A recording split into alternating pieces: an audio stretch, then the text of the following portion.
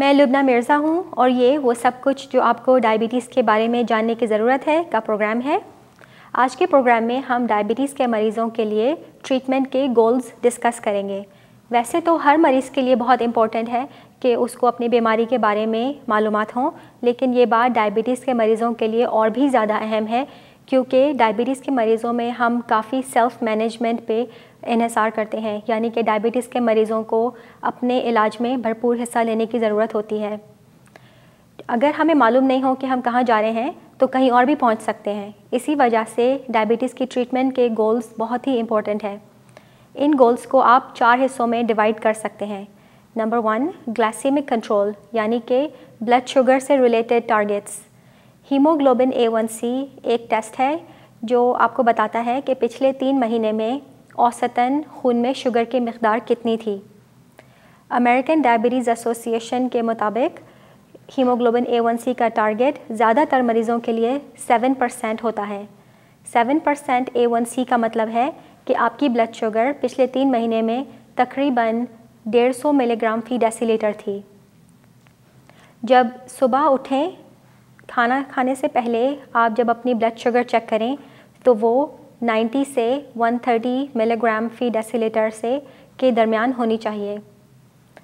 अगर 130 मिलीग्राम फ़ी डेसीलीटर से ज़्यादा है तो आपको अपनी दवाइयों में उसी लिहाज से तब्दीलियां करने की ज़रूरत पड़ेगी जो आप अपने डॉक्टर के साथ डिस्कस करेंगे। खाने के 2 घंटे के बाद खून में शुगर की मिक़दार 180 मिलीग्राम फ़ी डेसीलीटर से ज़्यादा नहीं होनी चाहिए। इसके अलावा आपका ब्लड शुगर के अलावा ब्लड प्रेशर और कोलेस्ट्रॉल और वज़न के भी अलग टारगेट्स हैं। तो number 2 problem will be high cholesterol. Cholesterol के डिफरेंट हिस्से होते हैं।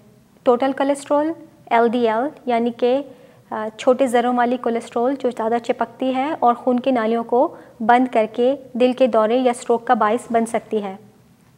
HDL यानी कि गुड कोलेस्ट्रॉल जो कि एक सफाई करने वाले आदमी की तरह आपकी खून की नालियों में से कोलेस्ट्रॉल को उठा के लिवर के पास वापस लाती है जहाँ पे वो मेटाबोलाइज की जा सके।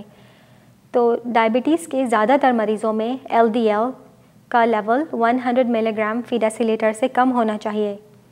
अगर इन मरीज़ों में और ख़तरे के अलामात मौजूद हैं, जैसे कि अगर उनको पहले भी हार्ट अटैक हो चुका है या स्ट्रोक हो चुका है, तो फिर ये हदफ उनके लिए 70 मिलीग्राम फ़ी डेसीलीटर मुकर्रर किया गया है।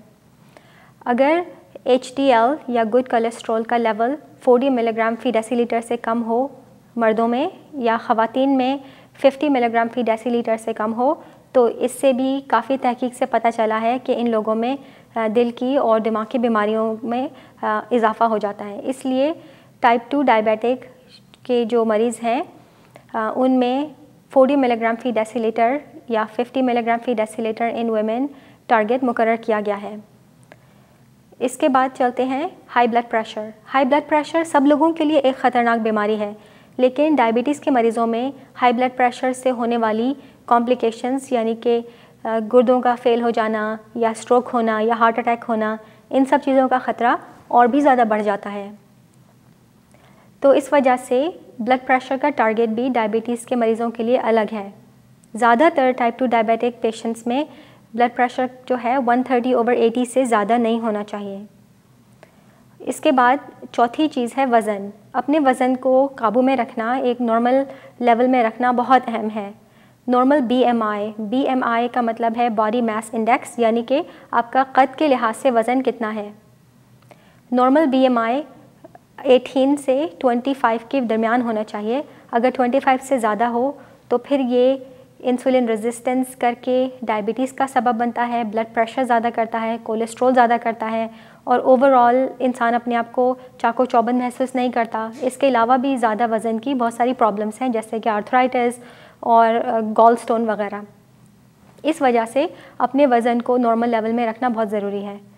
अगर वज़न कम ना भी हो सकता हो फिर भी बाकायदगी से एक्सरसाइज करना बहुत अहम है, क्योंकि अगर कोई बंदा दुबला पतला है लेकिन वो एक्सरसाइज नहीं करता, बिल्कुल फ़िट नहीं है, तो वो भी अच्छी बात नहीं है। अगर वज़न कम नहीं हो सकता तो कम से कम एक्सरसाइज करने से ब्लड प्रेशर पे, दिल पे और कोलेस्ट्रॉल और ग्लूकोज के कंट्रोल पे अच्छे असरात मुरतब होते हैं। तो एक्सरसाइज तर्क नहीं करनी चाहिए कि अगर वज़न कम नहीं हो रहा तो कोई बात नहीं, आप फिर भी एक्सरसाइज करते रहें, क्योंकि एक्सरसाइज के बहुत सारे फ़ायदे हैं। तो आज हमने डायबिटीज़ की ट्रीटमेंट के गोल्स डिस्कस किए। फिर से उसकी समरी ये है कि आप की हीमोग्लोबिन A1C का टारगेट 7% है ज़्यादातर लोगों के लिए। कुछ लोगों के लिए इससे कम या इससे ज़्यादा भी मुरतब किया जाता है, लेकिन वो एक इनफरादी प्लान होगा अलग मरीज़ों के लिए, मगर ज़्यादातर के लिए 7% है। सुबह नाश्ते से पहले ब्लड शुगर 90 से 130 मिलीग्राम फी डेसीलीटर के बीच में होनी चाहिए। 2 घंटा खाना खाने के बाद 180 मिलीग्राम फी डेसीलीटर से ज़्यादा नहीं होनी चाहिए। LDL या बुरी कोलेस्ट्रॉल 100 मिलीग्राम फी डेसीलीटर ज़्यादातर लोगों के लिए, और ज़्यादा ख़तरे में मरीज़ों के लिए 70 मिलीग्राम फी डेसीलीटर से कम। HDL या अच्छी कोलेस्ट्रॉल डायबिटीज़ के मर्द मरीज़ों में 40 मिलीग्राम फी डेसीलीटर से ज़्यादा, और डायबिटीज़ की ख़वातीन मरीज़ों में 50 मिलीग्राम फी डेसीलीटर से ज़्यादा होनी चाहिए। और ब्लड प्रेशर का टारगेट है 130/80, और BMI नॉर्मली 18 से 25 के बीच में होना चाहिए। आप हमारी वेबसाइट पर जाके BMI कैलकुलेटर में अपना कद और वज़न डालकर ये मालूमात हासिल कर सकते हैं, जो कि उल्टे हाथ की तरफ दिया गया है। और वेबसाइट दोबारा से www.diabetiesinurdu.com है, और ये वो सब कुछ जो आपको डायबिटीज़ के बारे में जानने की ज़रूरत है का प्रोग्राम है। और मैं लुबना मिर्ज़ा हूँ। अगर आपको कोई भी क्वेश्चंस पूछने हों तो आप हमारी वेबसाइट पे आइए और उसमें अपना सवाल छोड़ दें, और we'll be happy to answer. Thank you.